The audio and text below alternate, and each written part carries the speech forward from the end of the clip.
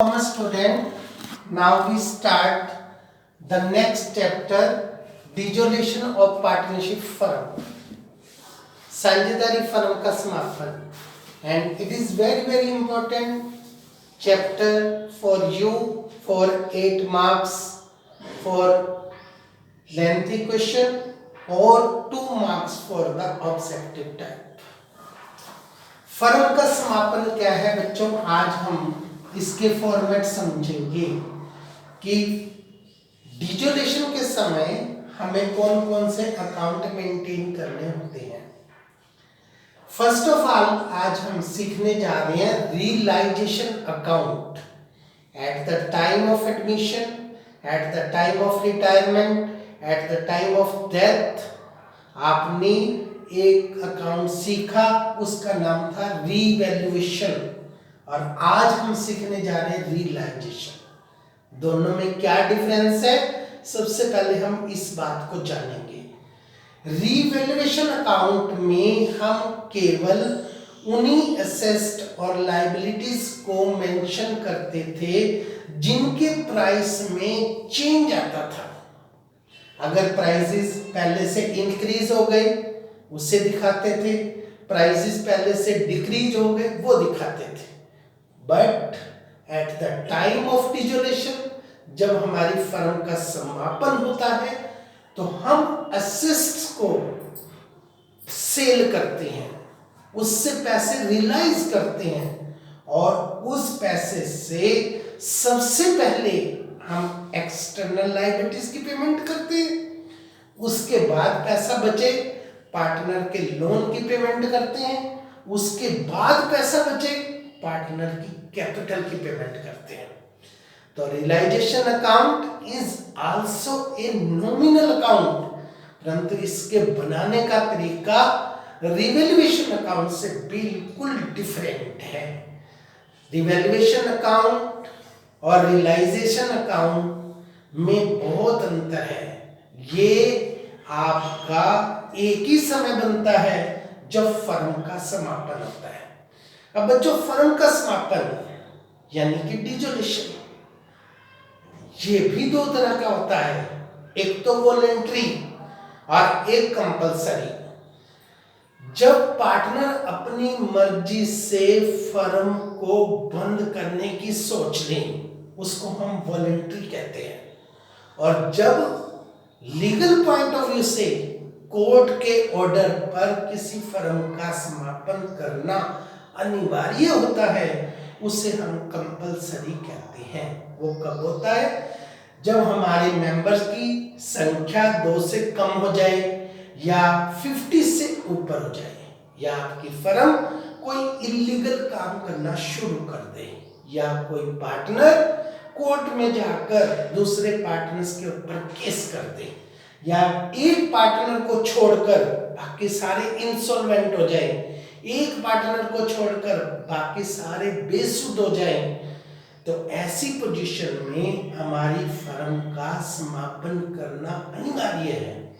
अगर दूसरे external liabilities firm के ऊपर अपनी लायबिलिटी के लिए केस कर दें तो उस केस में भी फर्म का समापन करना अनिवार्य है। इस केस में हम सबसे पहले सीखने जा रहे हैं realisation account.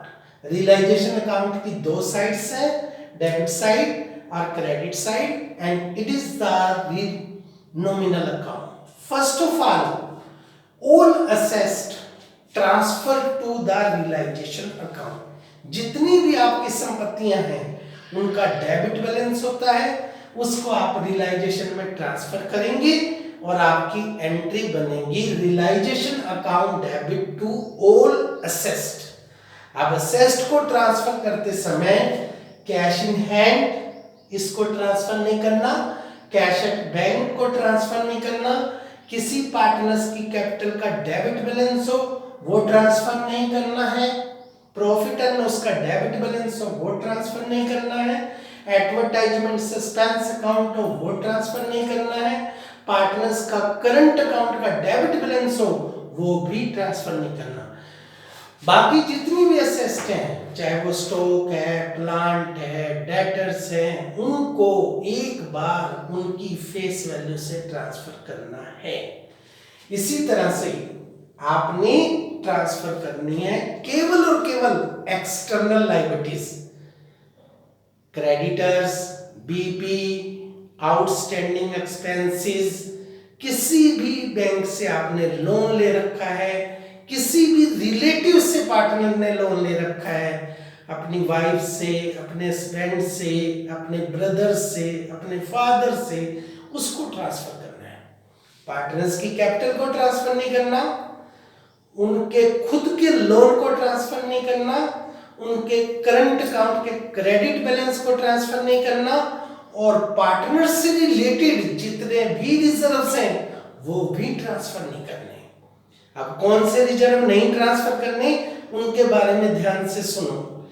General reserve, profit and loss का credit balance, reserve for legal expenses, इनको आपने ट्रांसफर नहीं करना, सीधा कैपिटल अकाउंट में पार्टनर्स में डिवाइड करके दिखाना है। अगर आपके पास प्रोविडेंट फंड हो वो ट्रांसफर करना है, वो वर्कर्स का होता है। एम्प्लॉय सेविंग अकाउंट है वो ट्रांसफर करना है, वो हमारे वर्कर्स का होता है। इसी प्रकार इन्वेस्टमेंट फ्लक्चुएशन फंड हो वो ट्रांसफर करना है, प्रोविजन फॉर डाउटफुल डेटर हो वो ट्रांसफर करना है, प्रोविजन फॉर डेप्रिसिएशन हो वो ट्रांसफर करना है। फिर हम आपको नीचे डिटेल देंगे कि ये असेस्ट इतने की बिकी। प्लांट 50,000 का था, 35,000 में बिका तो आपने 35,000 लेना है। 65,000 में बिका तो 65,000 लेना है। 50,000 में बिका तो 50,000 लेना है।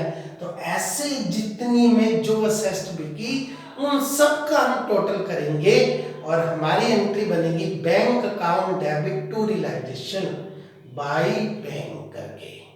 फिर हम अदर लायबिलिटीज की पेमेंट करेंगे, क्रेडिटर्स की, आउटस्टैंडिंग एक्सपेंसेस की। उसके बारे में भी कोई डिटेल दे रखी हो कि क्रेडिटर्स को इतने पैसे काट कर या विद इंटरेस्ट आपने पेमेंट की, वो पेमेंट पकड़ो और आपने एंट्री करनी है realisation account debit to bank. ये पेमेंट करने पर अगर इन असेस्ट में से कोई असेस्ट कोई पार्टनर ले लेता है तो हमारी एंट्री बनती है partners capital account debit to realisation. कोई लायबिलिटी पेमेंट करने की जिम्मेवारी कोई पार्टनर ले लेता है तो realisation account debit to partners capital account. कोई अनसीन असेस्ट, जिन असेस्ट को आपने पहले नहीं दिखा रखा, फर्नीचर था उसे हमने मेंशन नहीं कर रखा बैलेंस शीट में, अब वो 8,000 का बिक गया तो वो हमारी डायरेक्ट इनकम बन गई और आपकी एंट्री बनेगी bank account debit to realisation. ऐसे ही अनसीन लायबिलिटीज हो वो आपका लॉस बन जाएगा realisation account debit to bank. After all transaction if the credit side more than debit side then result called the profit and this profit transferred to partners capital account in profit sharing ratio and realization account debit to partners capital account. Or similarly if the debit side more than credit side the result called the loss and entry will be partners capital account debit to realization. After this partners loan account, loan का credit balance होता है, credit side में लिखो। अगर आपने उसकी payment कर the same amount से, 50,000 का लोन था मिस्टर ए का, 50,000 की पेमेंट कर दी तो टू बैंक करके खत्म। अगर आपने इसकी पेमेंट ज्यादा की, 50 की बजाय 55, 5,000 आपने उसको इंटरेस्ट दिया तो आपकी एंट्री बनेगी realisation account debit to A's loan account. 5,000 पहले उसकी क्रेडिट में आएंगे, फिर पेमेंट होगी 55,000। अगर आपने उसकी पेमेंट कम करनी है तो ये प्रॉफिट होगा और हमारी एंट्री बनेगी partners loan account debit to realisation. और उसकी पेमेंट 45,000 होगी। After this partners capital account, capital के बैलेंस, रियलाइजेशन का प्रॉफिट हो तो क्रेडिट में, लॉस हो तो डेबिट में, रिजर्व्स को ट्रांसफर करना है जो आपको लायबिलिटी में दिए हैं क्रेडिट साइड में, जो आपको प्रॉफिट एंड लॉस का डेबिट बैलेंस दिया है असेस्ट में वो डेबिट साइड में, अगर किसी पार्टनर ने कोई असेस्ट ली है डेबिट साइड में, किसी पार्टनर्स ने कोई लायबिलिटी ली है क्रेडिट साइड में, रियलाइजेशन का प्रॉफिट है क्रेडिट साइड में, रियलाइजेशन का लॉस है डेबिट साइड में। After all this, if the is credit side more than debit side, then final payment paid to Mr. A and A's capital account debit to bank.